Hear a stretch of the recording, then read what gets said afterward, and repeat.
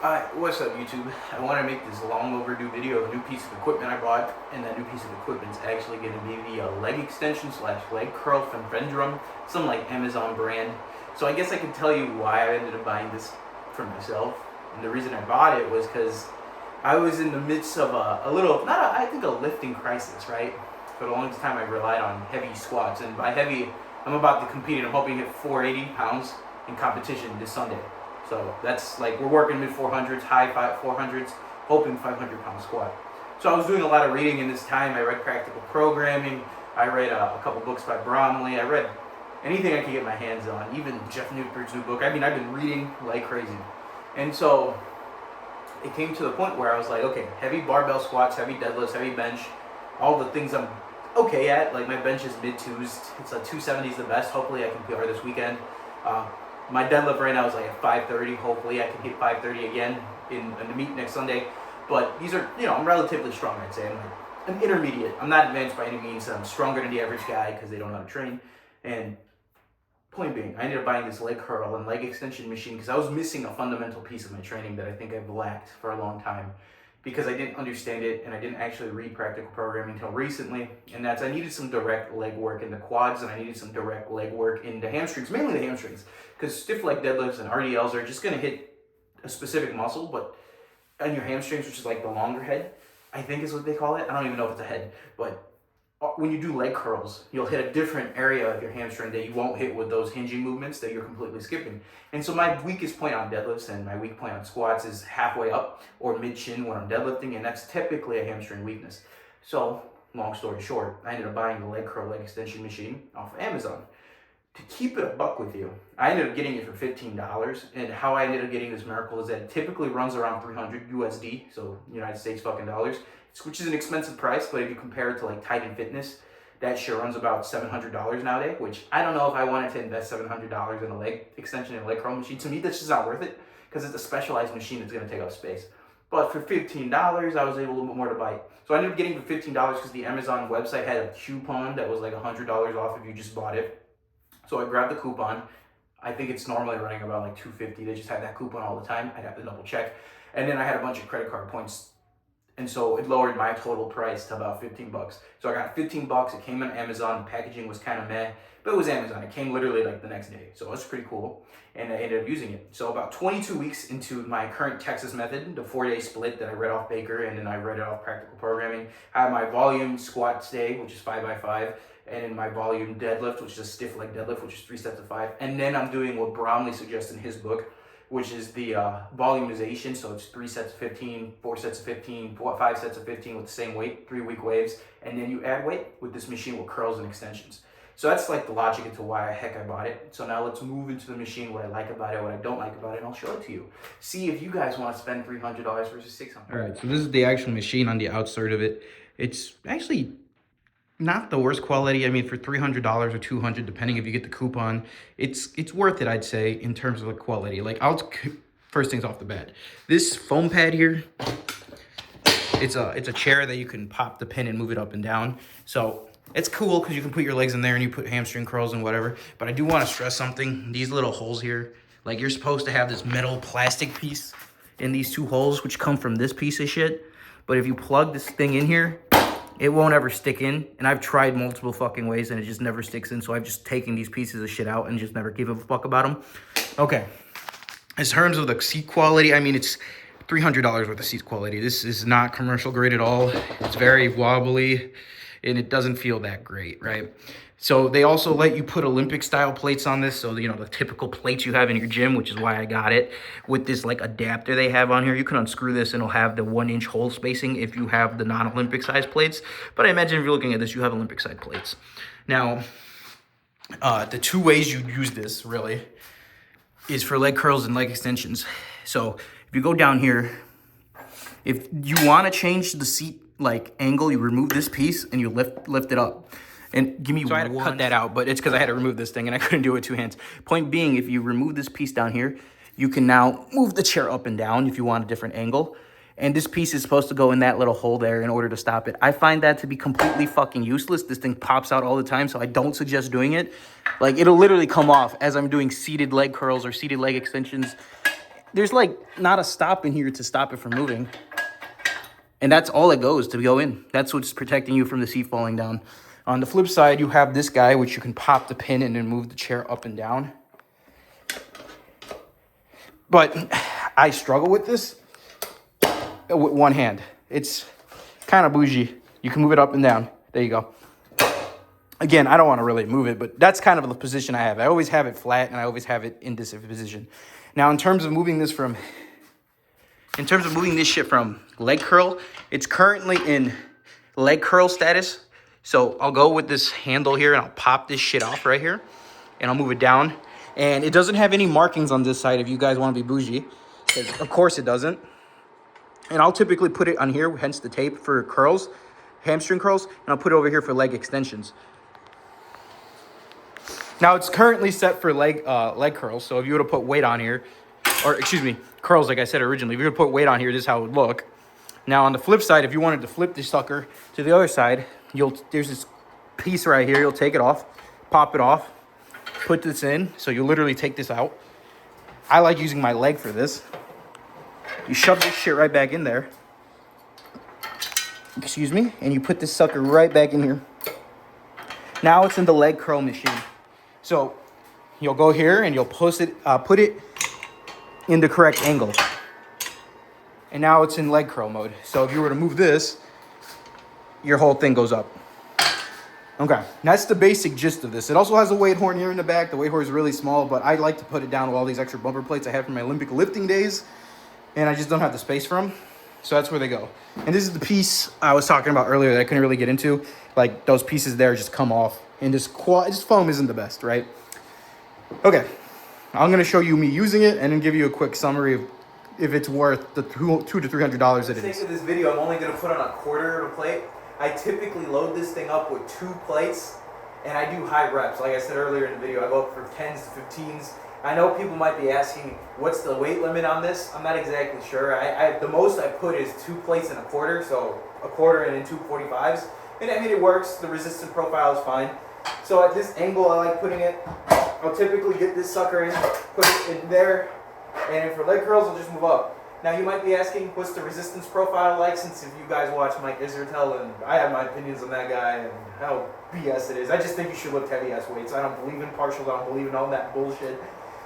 I come from the school of just getting strong as fuck, based on, you know, reading practical programming and my own experience and all of, you know, I'm kind of Team Bromley, right? When we talk about the science-based community. So, well, for those who care, down here, you barely have any weight. Really, the most of the weight is coming up like between right here. I feel the weight hitting, and I feel the weight here. So a way you could, in theory, fix it is by unpopping this and bringing it even closer. And now you'll start feeling the weight a little bit.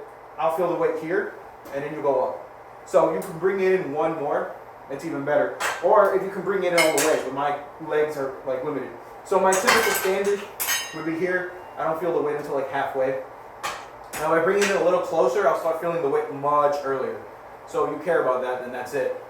The handles here are kind of junky, because I've had times where I'm holding the handles and I like grabbing the handles and pushing inwards. And if I were to do that, you can hear the fucking machine crack and crumble, and it feels like this shit's gonna break. I thought I'd broken it a couple times, but luckily it hasn't. But it makes that noise, and I think it's that pin coming off of the bottom seat that makes that noise. Point being, the resistance profile here is alright. I wouldn't like compare this to commercial grade at all, but I haven't been in a commercial gym in over 5 years, so this is the best we're gonna get for the leg extension. Alright, so I showed you how to move it earlier in the video, like when I was close up and it was a little ugly because you heard this damn thing spewing out the air because it's like negative 500 degrees outside and I'm just doing it. I'll give that a review too. That eventually gets a review, and the same thing with this that you see over here in the corner. Upcoming, but I want to use them for a little bit before I recommend anything. I'm not one of those guys just for the views who's going to upload it. So this Miclo cable extension I will use probably in 22 weeks, and in this thing probably another, maybe once the winter's over, because I actually really like this. I have just bought this and installed it yesterday. But anyways, back to this. So I'm in the leg curl section, and so you put your legs on this sucker, get your guy in here, get yourself nice and in. And similar to the leg Similar to the leg extension, I've never put that much weight on here. For the leg extension, I pushed it to 2 plates and a quarter. For these, I really feel it in my hamstring, or not, yeah, my hamstrings, leg curls, and I feel it burn at pretty low like weight intensities. I mean, the most I've had on here is 1 plate and a quarter, and I've done it for like 15 reps, sets of 5 to 4 to 3, 3 to 5. Like I explained earlier in the video, basically saying the resistance here, you'll feel it a lot earlier. Like you feel it right about right here, and then you gotta push in. And what I like about the leg curl is that I do feel it's coming up. Like I push in, I feel it here, I feel it, I feel it, I feel it, I feel it, I feel it, and right about there, the resistance is kind of over with. So I mean, you could also increase this a little bit higher, right? If you wanted to go that high, I just can't get my legs that high. So you can go down another one, and you can experiment with it.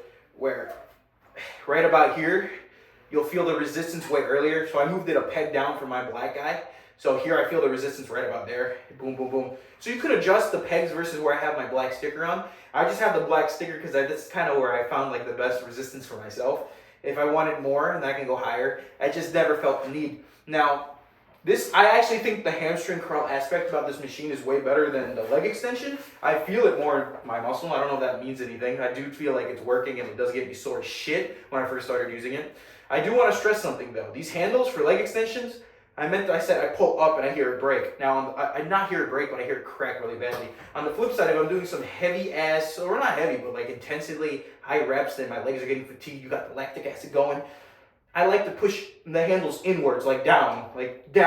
For leg extensions, I push the handles up. For this, I like pushing the handles down, so then I can focus on using my legs. But again, the same problem arises. It doesn't matter if I push up for leg extensions, and it doesn't matter if I push down on leg curls. I physically feel this thing when I'm doing high reps sometimes crack. And I honestly think I broke it at one point, but it still works. The thing is there, and I pushed pretty hard down. I mean, I'm a strong guy. So, I mean, if it survives that, it probably will survive a lot.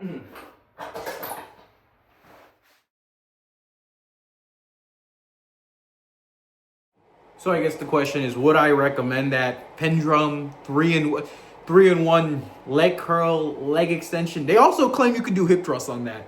I have not tried the hip thrust, nor I care about hip thrust. I don't think it's a useful movement. I mean, I have a barbell right there. I have a shit ton of plates next to me. If I really wanted to do hip thrust, I'll get a barbell and some dumbbells and the pad and do that thing the girls like to do. When, my training doesn't need that. Like, I'm a power lifter. Like, I like squatting heavy. I like deadlifting heavy. I'm a mid 500 puller. I'm a mid 400, high end 400 squatter now. Hopefully, we can say that officially on the platform. In a mid to high 200 level bencher, like 270 range, hopefully 275 this Sunday. But yeah, that's the overall aesthetics of it. Now, do I recommend it? If you get it for $200, I think you should buy it. Like, if you're considering buying a leg extension, leg curl, $200 is a decent entry point. The foot space isn't too much. It's worth it for that price, right? Now, if you find this piece of shit on Amazon and it costs $400, just pay up the extra $200 and get the Titan Fitness one. I haven't used the Titan Fitness one, but like, I won't lie, 90% of my gym is Titan Fitness. This T2 rack, this my Titan SSB. There's a lot in here that's Titan Fitness, like my Titan crash pads, and just off the top of my head, I have a couple more. Oh, even my Camber squat bars Titan. Like, they're good. Over the years, they gotten better. Okay, so overall impressions for $200, even $300, like low 300s, I'd put the trigger and I'd buy it. If you have the extra credit card points and you can get it down to some super cheap price, like my $15, I mean, I think it's worth it. I just don't know if it's for heavy purposes. Like, personally though, I'm not using a leg extension or a leg curl to like lift heavy ass weights. It's kind of like the icing on the cake. Like, I'll do a heavy 5x5 with 375 on squats, a heavy ass 390 stiff leg deadlifts for 3 sets of 5. And at the end of that, I'll add to leg extensions. I'll add the hamstring curls. But before then, I mean, like, it's not. If you're using this for like hypertrophy and all the shit that Mike Israel and all these other science-based motherfuckers like telling you, the resistance profile probably isn't the best. But does that even matter, right? If you're like me, who was training to get strong and is just trying to use this thing to hammer out some weaknesses on his deadlift, on his squat, and to keep pushing those numbers higher and higher and higher, I recommend it for $200. I don't 300's a stretch. Like, if you have it, go for it. But like, So overall, I mean, I'm happy to have it in the gym. I use it pretty often. I've used it the last 22 weeks prepping for this competition this Sunday. I'm gonna keep touching it. As stated before, subscribe to the channel. There's more stuff I'm gonna review. I mean, there's endless. I'm a gym addict, man. I buy shit on this place all the time. Like, to keep it a buck with you, I just bought this guy here that we talked about earlier, and it's pretty cool. I have yet to use it. I built it yesterday, right? It's a Miklo G3 cable tower that ended up coming with a bunch of stuff. It came with a lat pull down, 2 tricep cables, a bicep curl, a bunch of shit came with it for $285 shipped to my door, which was a reasonable price. But I have to try it out, and I expect to make a review of that in like 9 to 10 to 12 to maybe even 20 weeks, because I like using this shit before I tell you anything about it.